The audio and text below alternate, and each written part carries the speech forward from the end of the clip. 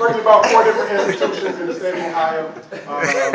Some pretty rough institutions, and here's what I realized early on. I don't know how many of y'all been locked up, but check this out. It's so overcrowded in prisons. You have one correctional officer for 175 inmates. That's the ratio. So it used to be 2 of us working a pod with over 350 inmates. And inmates used to always tell me every day I went to work that the only reason you go home because we let you. And because that was true, because they had weapons and we didn't. You know, we wasn't allowed to carry weapons because we get overpowered. They had weapons, so it is like. So I knew that the state of Ohio told me that my life was worth about $3,000 a month. After 17 years there, I was a sergeant, and that's what they paid me. I made $1,500 every 2 weeks. It was predictable.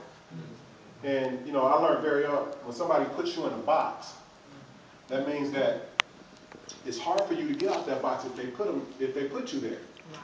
And they said that my life was worth $3 grand. And if I died, they would give my yearly salary to my daughter. That was the insurance policy they had for us. And they would replace me the next day. Right. They probably classified it as math, but things are keeping moving. So I started my own business. So I knew I had to do something because at $3,000 a month, there was a lot of things that I couldn't afford. A lot of cars I couldn't drive, a lot of neighborhoods I couldn't live in. So I started me a home inspection company around in 2000. But of course, people started losing their homes up in Cleveland. So it definitely wasn't getting inspected, so that didn't work. Then a friend of mine about 4 years ago tried to introduce me to the home-based business arena.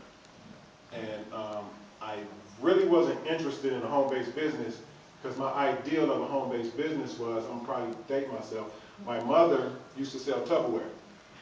She used to have Tupperware parties. My mother's sister sold Avon, and my mother's other sister sold Mary Kay. So she used to drag me around to these meetings. None of my uncles was there. I was the only little boy. It was torture. Nobody was making money. My mother wasn't making money selling plastic, and my aunts wasn't making money selling makeup. So when my friend came to me with a home-based business, I said, man, that's a bunch of women that don't make money. I'm not interested.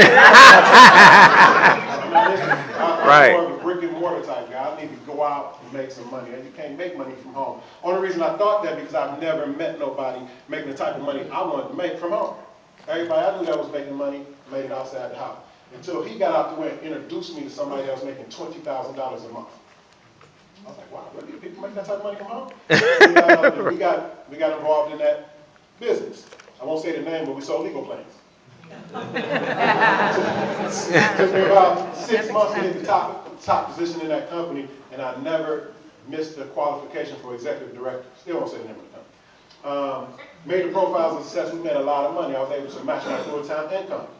Made over $70,000 my first year there. And never made less than that the whole time I was there. I stayed there for 3 years.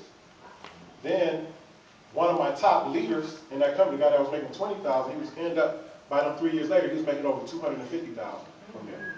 He left and went to another company. Won't say the name of that company, but we were selling coffee. I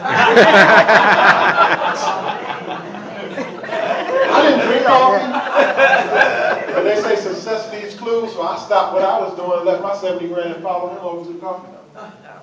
First year over there, we made over 50K. You know, going into my second year, we had matched our 50K. Then a good friend of mine came to me with MCA.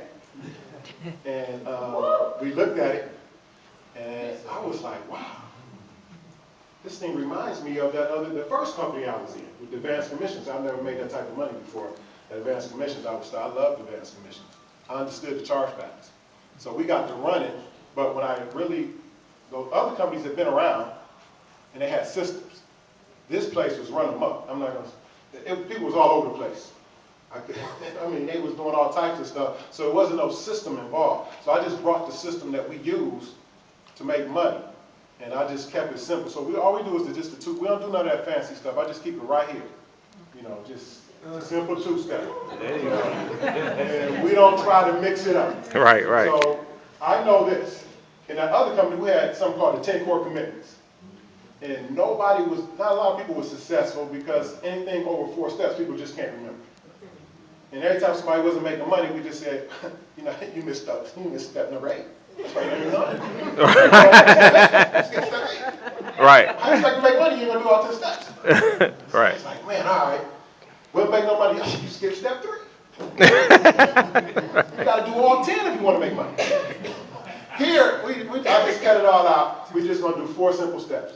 You know, the first step is to build the belief. And how you build the belief is, as Hope talked about it, is know your product. So you got to be become a product of the service. You have to use the service. I tell everybody that I sign up to call the home office either that day, if it's before in the business, or the very next day. Call them for somebody to answer the phone, but you at least know that the company, somebody's going to answer the phone. Use the service. Tell them, you know, make up that you out of gas. Come, you need some gas, spend the $9, let them come bring you some gas. Because once you have the belief factor that this company actually works, the tow truck's going to show up when you call, you have a different posture. So when you sit down with somebody, you can actually sit down with them knowing that this membership works. Because I don't lead with the money when I'm sitting down with folks. I don't even mention the money. I sat down with 25 pastors last week. I never talked about the money. I talked about the service, how the service can actually help their congregation. And every last one of them signed up. Wow. I didn't mention 40, get you 80. Because some of these are very influential people. They would have laughed me out the room if I would have mentioned they can make $80. Not knowing that in the back of my mind, like, I'm in the matrix. I wasn't going to throw that out. You can't get the money with everybody. Once we get them in, then I will flip them into the matrix. We didn't even mention it. But, so become a product of the product, use the service. If you already, we got a disco light going on. If you're already in, make sure you upgrade to the matrix.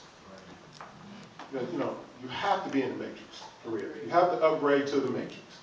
You know, that's the big leagues. That's where the ballers play at.